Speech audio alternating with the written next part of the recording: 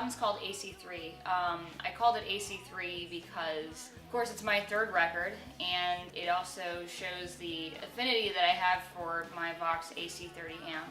With this particular record, I wanted to do something that was more reflective of me. Not to say that, my first two records were not reflective of me, but, my entire career, people have tried to steer me in one direction or the other. At first glance or listen, people, automatically assume that I should go the Avril Lavigne direction or more the Kelly Clarkson direction. And the thing is, I'm just me, I'm Alex. I'm not trying to be the next Katy Perry or the next Kelly Clarkson or the next Amy Lee. I want to be me. It's exciting to see that. I've been around Alex's career for the last 4 years now, and she's been playing a little guitar in the band, and a lot of times people have been kind of pushing her to be not a guitar player and just a singer. And over the years, she's been kind of forced because of players dropping out that she's kind of played a little more guitar and kind of pushed her skills, because originally she kind of started off as a songwriter, guitar player, but songwriter first. And now over these years, she's kind of evolved into a great guitar player, and you can really see that on this record because she's played 99.9% of the guitars on this record. She's did all her own solos. It's really impressive, and it's nice to see her evolve into that player and to see how much of her is coming out in this record, which she hasn't had that opportunity in a lot of her records. Her soul and her feel, and this really defines really her as a guitar player and as a singer-songwriter. So it's a nice step. It's a great step into another half of her career. One more again. Okay.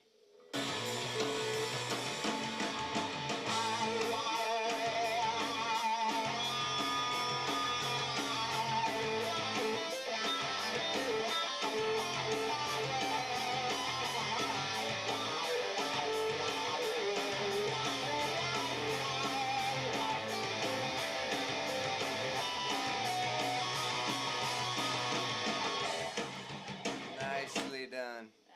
A couple more of those and Yeah. I think we might hit it. Okay. I was completely in the driver's seat with this particular effort, and I co-produced it with my producer Wes Mitchner. Wes really cares, and so do I. This was something that meant a lot to us, I think. Wes, this was his first foray, I think, into producing, and I wanted to do something that was very raw and organic and unlike anything I've ever done. This is the record that I've always wanted to do, and he gave me the opportunity to do it. I think one thing Alex really dug was the fact that I let her do her own thing. I was more there to help lead her to what she wanted for herself.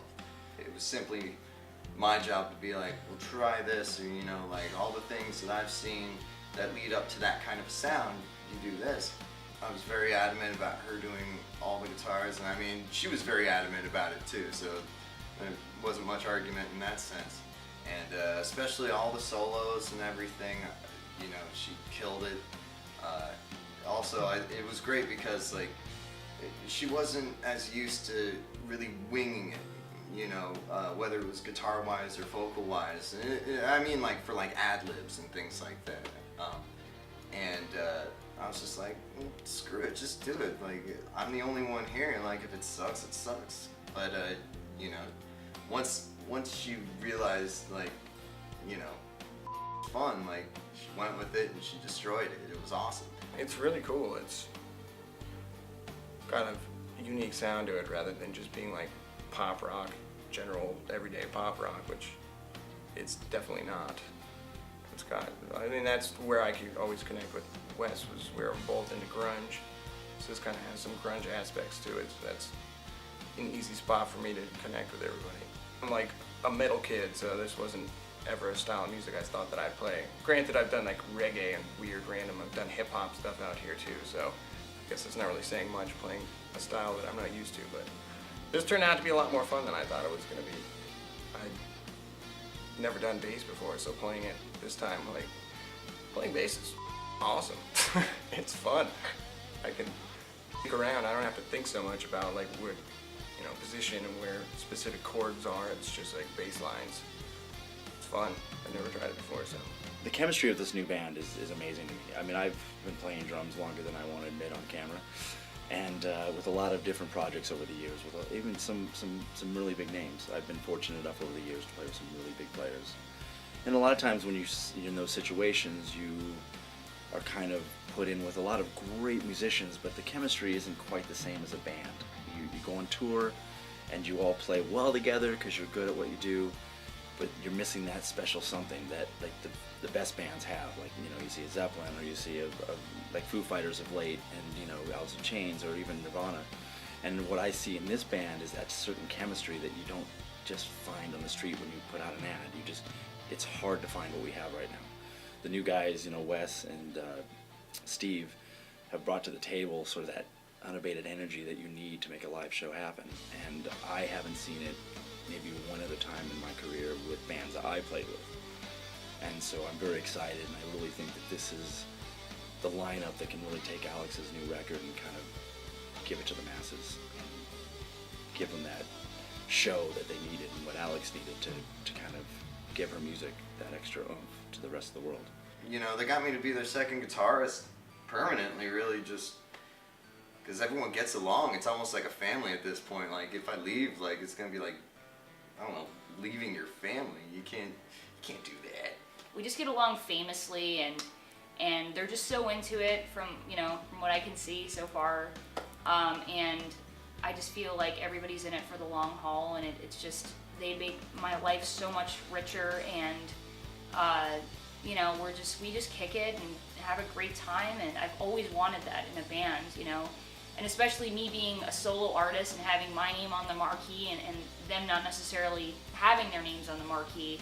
Like, I just find it so incredibly cool that they're okay with that, and that they're having such a good time, There's lots of meh meh meh, stupid quip, meh meh meh, pun, meh meh meh, somebody farts. That's about the extent of every drive that we take. Yeah, I'd say, just the further into the song it gets, the busier you can get. Okay. But don't go too crazy. Yeah, I really narrowed it down. When was the last time I narrowed anything down for you? I like watching you Great direction, squirm. producer. We like playing Russian roulette when it comes to our music. Get crazy with it. Don't get crazy. By the session player in here. Or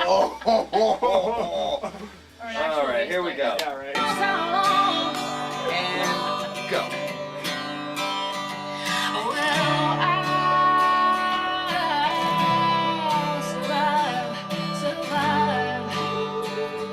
Really feel that beat. I've been playing with a pick all day.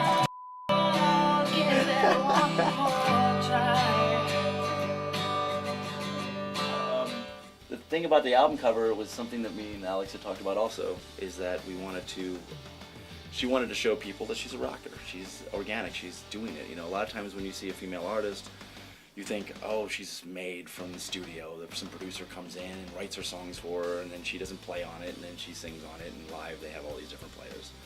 But the reality is, this is Alexx's gear. This is what she plays on. This is what she's about. She plays on the AC3, which is one of the most rockin' old school rock and roll amps, and the Les Paul, which is definitely been rock and roll for so many years. So we wanted to show people that's what it is, just kind of bring it to her, the duct tape, which is a musician's best friend. And we were trying to figure out how to do it, so we just did some sketches, and her friend Kristen Frenzel did it for her, that she went to school with when she was back in Florida. She did a great job, and she definitely captured the grit and the feel all the way down to her duct tape that she puts on the toggle switch so she doesn't hit it when she's rocking.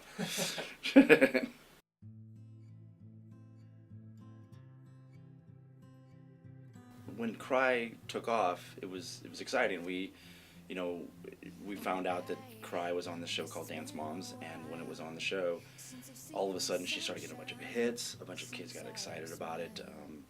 There was a couple YouTube videos up that were just, her name, and it just blew up. All the kids started covering the song. There's pages and pages on YouTube of these kids covering and dancing to the song. It's just amazing. It's a great feeling to see and be around all of that. And but it is really hard when you go to do a new record to not look back at that kind of success and go, hey, this worked, let's just do that again. And me and Alexx talked about it, and we just, not necessarily we decided, but she decided that she wanted to just not let that dictate where she's gonna go, and just write good music. And I think that's what the kids like, is that she's writing from the soul and from the heart. She's not trying to write a pop hit. She just happens to have pop sensibility when she writes what she feels.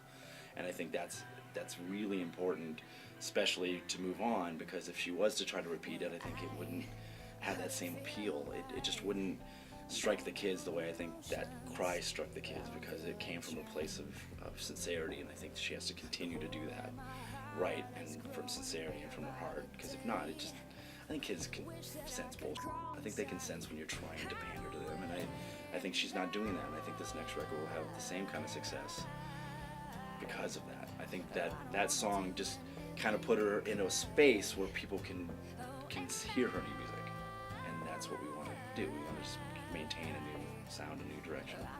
I'm not trying to recreate that necessarily. I'm just trying to write from the heart, and whatever comes out, comes out. I mean, like if there's another song that ends up, trending as much as Cry is, and being enjoyed as much as Cry is, and that's great, for sure. And I'm very grateful for the success that I've had with Cry, but it's not necessarily, I think that where a lot of artists run into problems is when they try to recreate something that had a lot of magic to it. I mean, I think there's enough songs on this record that have their own magic and have their own character.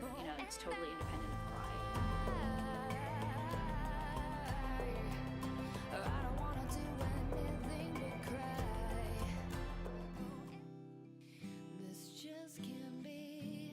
Over the past year or so, it's been a little difficult for me. Like I lost my brother, unfortunately, on September 17th of last year, and it's been a really crazy process for me. It's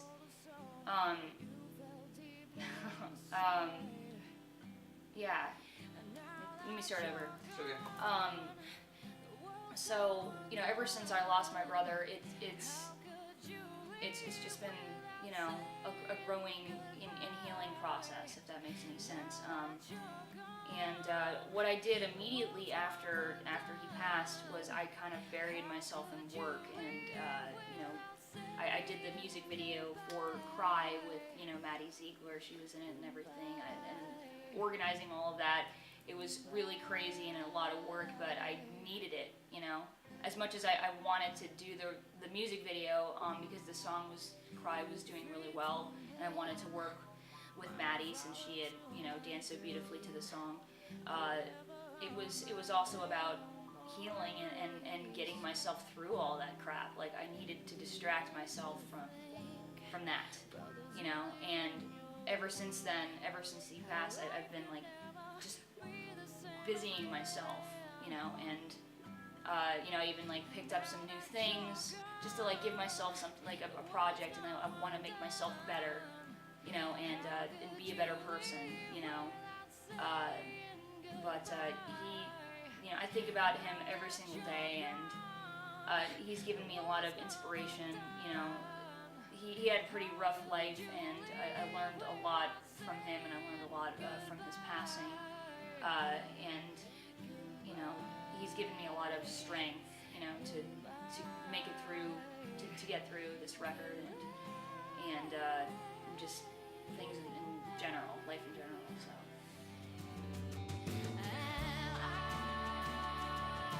So. Survive is a song about surviving. It's not necessarily, offering any kind of a panacea, or it's not trying to say by any means that, everything's great, it's going to be great, everything's going to be copacetic, it's going to be like, the actual song's about just getting through the day and making it, and just surviving and making it, getting through some tough times.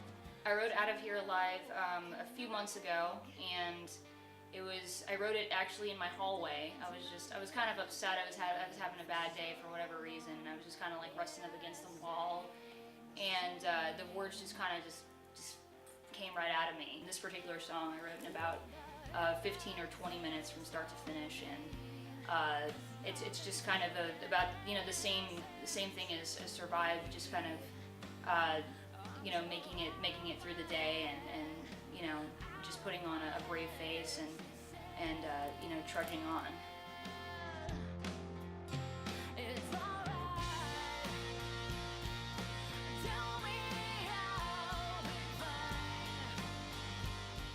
Break My Heart is a song, another one I wrote in about, I think, a half hour, 45 minutes or so. It's definitely, you know, in terms of the drumming and in terms of the structure of the song, it's very 50s. But it's about, it kind of has like a sardonic kind of undertone to it. It's saying it in kind of like a sarcastic way. You know, obviously no one likes when, you know, Sure. when you're, you know, breaking your promises and, you know, you're being an asshole. But it's kind of, you know, the idea of you know, being in love with the idea of being in love and being okay with Mr. Right Now.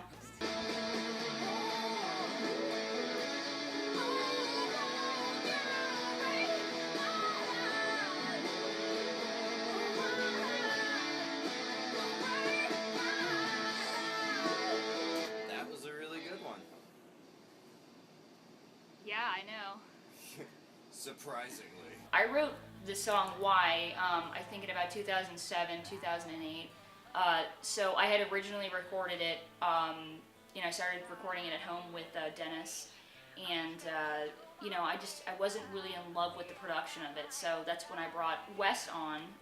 That song and the combination of the song itself, like the bridge part of it, and working with Wes, like it just made me into, like, I think, a better vocalist. Like, Wes pushed me so much, like, during that one part, he's like, you just gotta, like, go balls out and just scream your ass off. I just stretched myself beyond, like, anything I've ever done before.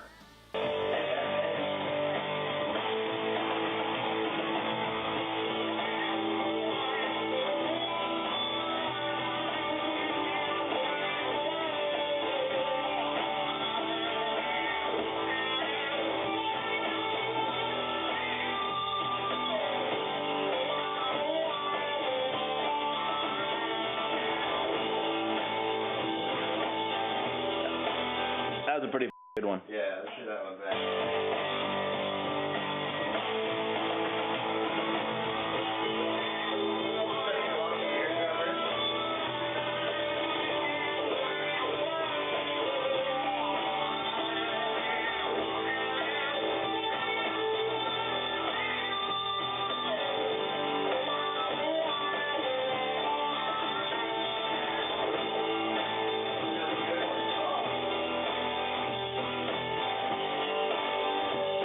Not Crazy was a song, it was a kind of a riff that I wrote a while back, and I wanted to write a fun, uplifting, kind of a rock riffy song, and I wrote it for a potential for another band. I just kind of wrote the riff, because a lot of times I'll just write music and whatever comes out of me comes out of me, and Alex heard the riff and she was very inspired. She had ideas instantly, and so she wanted to, you know, write a melody over it, and we did that. She wrote a melody over probably a couple years ago. It just didn't quite fit the last record she did, and when she was ready to perform this record, we pulled it out of the vault and thought it would be a great song to put on this record. It would fit the theme and the vibe of what she was doing and where she was going with the new sound. Dennis had come up with the riff. In addition to being a great drummer and you know, songwriter, he's also a really good guitar player, even though he doesn't, you know, he won't admit to it. But he came up with the riff. It's kind of it's riff rock, you know, very 70s style, and I just fell in love with the riff. I'm like, I have to write something about this. I have to write, like, you know, some lyrics and melody over this, and I fell in love with it. It's very high energy, super high energy, and then we had a lot of fun playing around with the song, especially when it came to the solo for it. And you know, what we did was me and Wes were just turning knobs and doing all kinds of crazy stuff. It just has a really fun quality about it, and it's kind of like an anthemic song about just having fun, but at the same time it doesn't necessarily mean that in terms of the lyrical content. Lyrical content says something totally different, but when you hear it, it's like, oh wow, it's party, party, party.